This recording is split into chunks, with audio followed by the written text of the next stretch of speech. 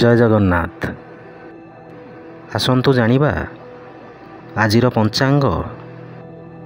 ଆଜି ହେଉଛି ଇଂରାଜୀ ମାସ ଜୁଲାଇ 11 ତାରିଖ 2024 ମସିହା ଗୁରୁବାର। ଆଜି ହେଉଛି ହେରା ପଞ୍ଚମୀ, ଗୁରୁ ପଞ୍ଚମୀ ବ୍ରତ, ଶୁକ୍ର ତରୁଣ ଓ ଶୁଦ୍ଧ କାଳ ଆରମ୍ଭ।